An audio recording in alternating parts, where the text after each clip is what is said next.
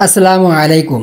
খামার করার পর থেকে আজ পর্যন্ত আমি যেগুলো অর্ডার পাইছি সে অর্ডারগুলো তেমন একটা বড় ছিল না, খুব সামান্য অর্ডার পাইছি। যেহেতু আমার ছোট খামার, তো বড় কোনো কিছু অর্ডার আসলে আমি দিতেও পারবো না, নিতেও পারবো না। যদি কেউ বলে ভাই 500 বাচ্চা লাগবে, আমি তো দিতে পারবো না। তো যাই হোক, আলহামদুলিল্লাহ মোটামুটি যে অর্ডারগুলো পাইছিলাম আজ পর্যন্ত তা খুবই স্বল্প আর ছোটখাটো অর্ডার। আর এই অর্ডারগুলো ছিল আমি যে বাচ্চাগুলো ফুরাইছিলাম, ওই বাচ্চা থেকে যখন বড় বড় হয়েছে তখন যারা নিছে ওইখান থেকে নিচে বেছে বেছে নিয়ে গেছে। তবে এবারের যে অর্ডারটা আমি পাইছি এটা একটু ব্যতিক্রম। সেটা হলো আমার বাসা থেকে একটু দূরে সম্পর্কে আপু হয়, তো উনি যখন কোরবানি ঈদের সময় আমাদের বাসায় আসছিল, এসে যখন দেখে যে আমি কোয়েল পাখি পুষছি, মুরগি পুষছি, তো যাই হোক ইনি দেখে খুবই উৎফুল্ল হলেন এবং বলতেছিলেন যে কোয়েল পাখি আমি পালন করবো, তো কি দেখি করা যায়। তো আমি আমার কোয়েল পাখি সম্পর্কে কিছু ধারণা চাইলেও উনি আমি যতটুকু জানি ততটুকু ধারণা দেওয়ার চেষ্টা করলাম। তো উনি দেখলাম যে কোয়েল পাখি পোষার জন্য অনেক আগ্রহ উদ্দীপনা দেখালেন। তো যাই হোক, আমার কাছ থেকে লাস্ট পর্যন্ত বললো যে আমি তো বাসায় চলে যাবো, তা তুমি আমাকে কিছু পাখি ফুটায় বা বাচ্চা দিতে হবে। আমি বললাম যে আমার কাছে তো এখন বাচ্চা নেই, তাহলে কয়দিন পরে যখন আমার ইনকিউবেটর খালি হবে তো বসায় দেবানে, যে কটা ধরে সে কটা দিবানে। তো বলতেছে ঠিক আছে তাই দিয়ে নে। তো আমি কিছুদিন আগে ওনার বাসায় যাওয়ার পরে আমি ওনার বাচ্চাগুলো বসায় দিয়েছিলাম ওই আপুর, কোয়েল পাখির ডিমগুলো বসায় দিয়েছিলাম আমার ইনকিউবেটারে।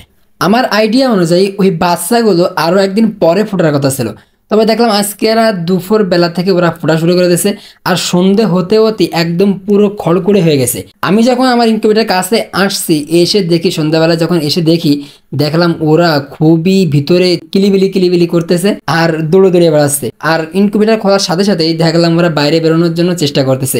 যেহেতু ওর ভিতরে অনেক বাচ্চা আলহামদুলিল্লাহ ফুটে বের হয়েছে, এই জন্য ওদেরকে ওর ভিতরে বেশিক্ষণ রাখা যাবে না। আর আমি যখন রাত্রে আসছি এসে দেখি ওদের অবস্থা পুরো খারাপ। এই জন্য ভাবতেছিলাম যে যত রাতই হোক না কেন আজকে আমার এই বোর্ডিংটা কমপ্লিট করে ওদেরকে বোর্ডিং সেটআপে দিয়ে দিতে হবে। যেহেতু আমি যখন আমার ইনকিউবেটরের কাছে আসছি লাস্টবার, তখন দেখি যে প্রায় 12টা বাজে। আর এই 12টা বাজার পরপরই ভাবতেছিলাম যে যাই তো রাতই হোক না কেন আজকে আমার এই বোর্ডিং সেটআপটা কমপ্লিট করে ওদেরকে বোর্ডিং সেটআপে দিয়ে তারপরে ঘুমাইতে যেতে হবে। যেই কথা সেই কাজ করার চেষ্টা করতেছিলাম। তো যাই হোক, সর্বপ্রথম আমার যে বোর্ডিং সেটআপ একটুও ছিল না, যেহেতু কয়দিন আগে বোর্ডিং সেটআপটা ভেঙে ফেলছিলাম, এই জন্য নতুন করে আবার বোর্ডিং সেটআপটা যে ডোল ছিল ডোলটা আনলাম, এনে যে তুষগুলো ছিল সুন্দরভাবে তুষগুলো ঠিকঠাক করে ওদেরকে বোর্ডিং সেটআপটা তৈরি করার চেষ্টা করতেছিলাম। আর এই কাজটা আসলে দিনে মানে করতে হয়, যেহেতু আমার দিনে মানে সময় হয়নি, কালকেই করতে চাইছিলাম, বাট কালকে যেহেতু আমি বোর্ডিং সেটআপে দেবো না, আজকে রাত্রে দিতে হবে, এই জন্য এই কাজগুলো রাত্রেই করতে হলো, করার কিছু না।